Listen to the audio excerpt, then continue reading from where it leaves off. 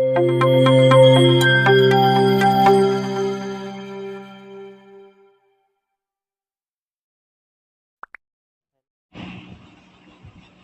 दोस्तों, welcome my channel. आज की वीडियो में हम बात करने वाले हैं एक और नई वैकेंसी की, जो कि Indo Tibetan border police force का वैकेंसी है, जिसमें गवर्नमेंट ऑफ इंडिया के मिनिस्ट्री ऑफ होम अफेयर्स के डिपार्टमेंट में आती है। ठीक है। Recruitment for the post of constable kitchen services 2024-25। ये जो रिक्रूटमेंट है कांस्टेबल किचिंग सर्विसेज के लिए है। ठीक है। देख लेते हैं क्या क्या डिटेल्स हैं इसमें, कि कौन कौन कैंडिडेट इस फॉर्म को अप्लाई कर सकते हैं। मेल फीमेल दोनों कैटेगरी के कैंडिडेट इसको अप्लाई कर सकते हैं, और क्या क्वालिफ़िकेशन है, कब तक फॉर्म फिल होंगे, ऑनलाइन मोड होगा या ऑफलाइन मोड होगा, इसमें हम लोग सारे पॉइंट डिस्कस करेंगे। ठीक है। जैसा कि आप लोग स्क्रीन पे देख रहे हैं, Indo Tibetan border police force invited online application for eligible male and female Indian citizen including subject of Nepal Bhutan. ठीक है। इसमें बताया गया है कि आईटीबीपी पुलिस फोर्स के लिए ये आवेदन पत्र मांगे गए हैं, जो कि जिसमें मेल एंड फीमेल कैंडिडेट जो कि भारतीय नागरिकता जिसके पास है, वो इस फॉर्म में आवेदन करने के लिए एलिजिबल है, और इसी के साथ जो नेपाल और भूटान के नागरिक हैं, वो भी इस फॉर्म को फिल करने के लिए एलिजिबल है। ठीक है। To fill up vacancy of constable kitchen service group C. और ये जो वैकेंसी है कांस्टेबल किचन सर्विसेज समूह सी, यानी कि समूह C non gazetted on temporary basis likely to be permanent. ठीक है। मतलब एज ए टेम्परेरी वैकेंसी है, यानी कि बाद में जो आपका एक पीरियड होता है, जिसे हम ट्रेनिंग के बाद जो 2 साल का टेम्परेरी पीरियड होता है, वो पूरा करने के बाद आप परमानेंट हो जाते हैं। ठीक है। और ये इसमें पे स्केल लेवल थर्ड है, जो कि आपका मैट्रिक्स 21,700 से लेकर 69,100 रुपये तक जाएगा आपका वेतन मासिक। ठीक है। इसी के साथ selected candidate will be liable to serve anywhere in India और अब्रॉड। ठीक है। इस जो कैंडिडेट सिलेक्टेड होंगे इस वैकेंसी में, वो अपनी सेवाओं को भारत के अलावा विदेशों में भी दे सकते हैं। ठीक है। अपनी सेवा दे सकते हैं। Applicants are advise to check the eligibility before applying so as to avoid appointment at a later stage. ठीक है। जो भी अभ्यर्थी हैं, उन्हें सलाह दी जाती है कि अपना फॉर्म फिल करने से पहले सारी जो एलिजिबिलिटी है या योग्यताएं हैं, वो चेक कर लें कि आप किस पोस्ट के लिए आप एलिजिबल हैं, कि आप डाल सकते हैं फॉर्म कि नहीं। क्योंकि कई बार ऐसा होता है कि कैंडिडेट फॉर्म फिल कर देते हैं, जो कि उसमें उनकी योग्यता सही नहीं होती है, तो उनका सिलेक्शन होने के बाद डिपार्टमेंट उन्हें एक्सेप्ट नहीं करता है, यानी कि नियुक्ति नहीं देता है, तो वो लोग निराशा हाथ लगती है। तो इसलिए एप्लीकेंट को ये सलाह दी गई कि आप लोग इसकी स्टडी या पूरा नोटिफिकेशन अच्छे से पढ़ लें और समझ लें कि आप इस वैकेंसी के लिए एलिजिबल हैं, तो आप इसमें फॉर्म फिल कर सकते हैं। ठीक है। आगे बात करेंगे हम details of vacancy age per post base post age the under. ठीक है। जिसमें आपको नेम ऑफ पोस्ट दिखाया गया है, फिर total vacancy, particulars and reservation status. ठीक है। बात करेंगे यहाँ पे मेल फीमेल कैंडिडेट, जो कि यूआर कैटेगरी के मेल कैंडिडेट हैं, उनके लिए है 389 पोस्ट हैं। एससी कैटेगरी के लिए 41 है, एसटी के लिए 60 है, ओबीसी के लिए 138 है, और ईडब्ल्यूएस के लिए 69 है। टोटल वैकेंसी की बात करें तो 697 वैकेंसी हो जाती है। वहीं फीमेल कैंडिडेट के लिए 69, यूआर कैटेगरी के लिए 7, एससी कैटेगरी के लिए और एसटी के लिए 10 वैकेंसी हैं, ओबीसी के लिए 24, ईडब्ल्यूएस के लिए 12। फीमेल कैटेगरी की कैंडिडेट के लिए ओनली 122 वैकेंसी हो जाती है। ठीक है। अगर हम टोटल की बात करें तो टोटल वैकेंसी हो जाती है 819 वैकेंसी हो जाती है। ठीक है। अब कुछ पॉइंट और हैं जो कि काफ़ी इंपॉर्टेंट हैं, आप लोग ध्यान से देख लें और वीडियो को स्किप बिल्कुल ना करें, वीडियो पूरा देखें। और प्लीज़ अगर मेरे चैनल पर पहली बार आए हैं तो वीडियो को लाइक एंड चैनल को सब्सक्राइब ज़रूर कर लें। ठीक है। और मेरे चैनल के माध्यम से जो भी जानकारी मिलेगी, वो आपको ऑथेंटिक ही मिलेगी।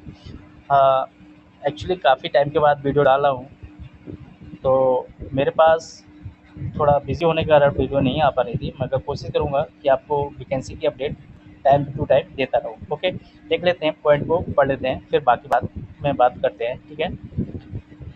The vacancies are tentative and may increase or decrease without any notice. Any change in the number of vacancies will be intimated through ITBP Force recruitment website, that is recruitment@itbppolice.nic.in। ठीक है, इसमें बताया कि ITBP force के पास ये अधिकार है कि वो इस वैकेंसी को बढ़ा भी सकता है और घटा भी सकता है विदाउट कोई नोटिस बताए हुए, यानी कि कोई नोटिस के देते हुए भी अगर आईटीबीपी फोर्स को लगता है कि वैकेंसी को और बढ़ाना चाहिए तो वो बढ़ा भी सकता है और घटा भी सकता है। इस पर किसी अभ्यर्थी का कोई भी ऑब्जेक्शन स्वीकार नहीं होगा, ठीक है। इसने इसलिए इस पॉइंट को मेंशन कर दिया और ये वैकेंसी है आपको देखने को मिलेगा itbppoliceforce.nic. वेबसाइट पे मिल जाएगी। और भी जो कैंडिडेट इस फॉर्म को फिल कराना चाहते हैं तो अपने नज़दीकी साइबर कैफे से जाके फिल करा सकते हैं, ठीक है। और सेकंड पॉइंट में देख लेंगे, 10% of vacancies are reserve for ex serviceman. 10% vacancy reserve रहेंगी एक्स सर्विसमैन के लिए। In case vacancy reserve for ex serviceman remain unfilled due to non availability of eligible और क्वालिफाइड कैंडिडेट्स।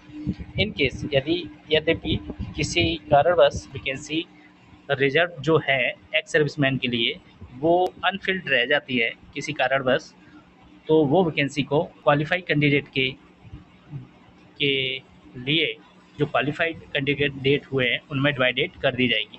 यानी कि कहने का मतलब ये है, जो रिजर्व है सीटें एक्स सर्विसमैन के लिए अगर वो फुल अप नहीं होती हैं, ठीक है, कुछ जैसे 10% जितनी भी वैकेंसी बनती है और वो एक्स सर्विसमैन नहीं फिलअप हो पा रहे हैं, यानी कि इतने कैंडिडेट नहीं आए हैं कि वैकेंसी फिलअप हो, वैकेंसी बच रही हैं, तो वो जो बची हुई वैकेंसी हैं वो क्वालिफाइड कैंडिडेटों में डिवाइड कर दी जाएंगी और उनका सिलेक्शन हो जाएगा एक्स सर्विसमैन की पोस्ट रिजर्व सीटों पर, ठीक है।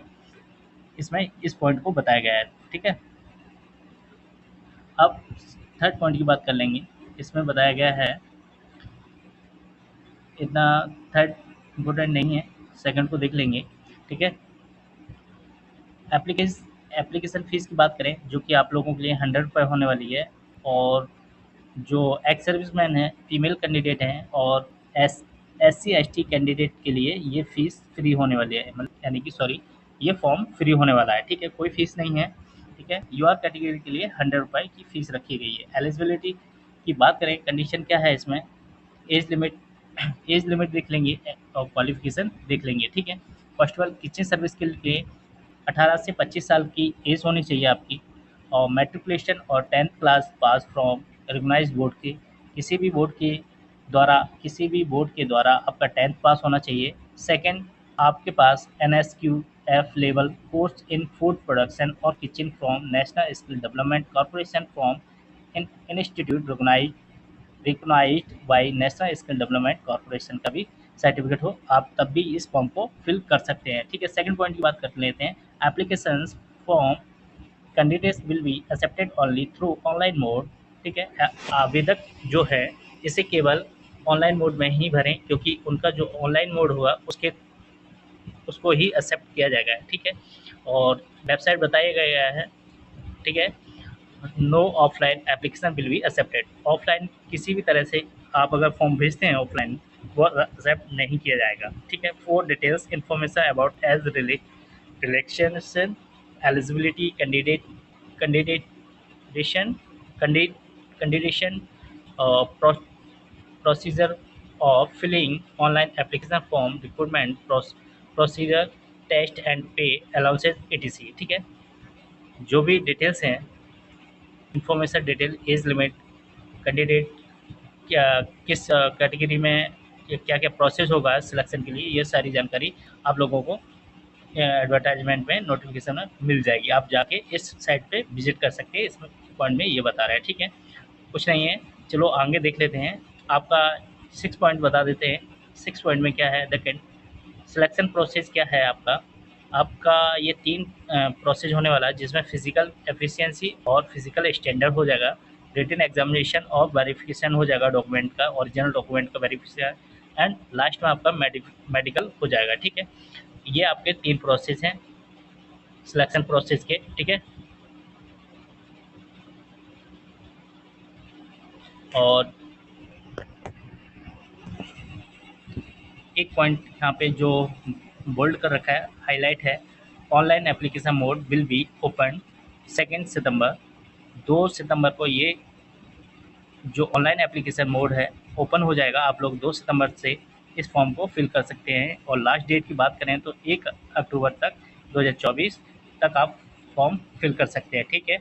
अगर आप लोगों को मेरी वीडियो और जो भी दी गई इन्फॉर्मेशन अच्छी लगी है तो वीडियो को प्लीज़ लाइक ज़रूर करें, और कमेंट में जय हिंद ज़रूर लिखें। ओके, जय हिंद भाइयों।